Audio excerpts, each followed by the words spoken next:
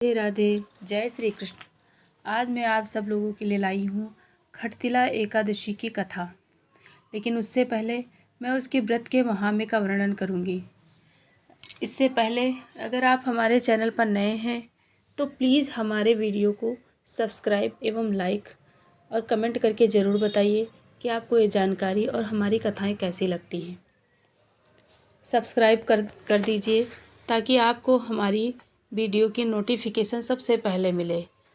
तो आइए सुनते हैं खटतिला एकादशी की व्रत की महिमा एवं विधान। उसके बाद मैं कथा का वर्णन करूंगी। व्रत के विधान के विषय में पुलस्त्य ऋषि ने दलभ्य ऋषि को बताया, वो मैं आप सबको बताऊंगी। ऋषि कहते हैं कि माघ का महीना पवित्र और पावन होता है। इस मास में व्रत और तप का बड़ा ही महत्व है। इस माह में कृष्ण पक्ष में आने वाली एकादशी को खटतिला कहते हैं। खटतिला एकादशी के दिन मनुष्य को भगवान विष्णु के निमित्त व्रत रखना चाहिए। व्रत करने वालों को गंध, पुष्प, धूप, दीप, तांबूल सहित विष्णु भगवान की षोडशोपचार से पूजन करना चाहिए। उड़द और तिल मिश्रित खिचड़ी बनाकर भगवान को भोग लगाना चाहिए। रात्रि के समय तिल से 108 बार ओम नमो भगवते वासुदेवाय स्वाहा इस मंत्र से हवन करना चाहिए।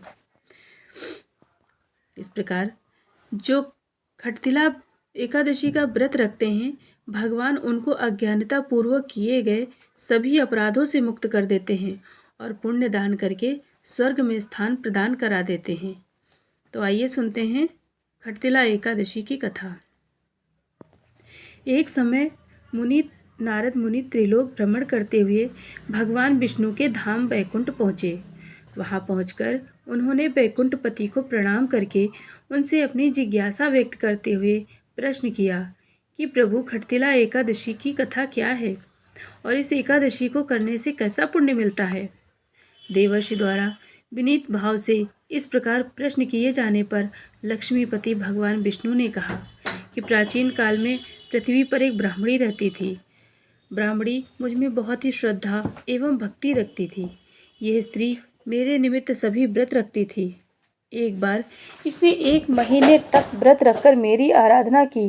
व्रत के प्रभाव से स्त्री का शरीर तो शुद्ध हो गया, परंतु वह स्त्री कभी ब्राह्मण एवं देवताओं के निमित्त अन्नदान नहीं करती थी।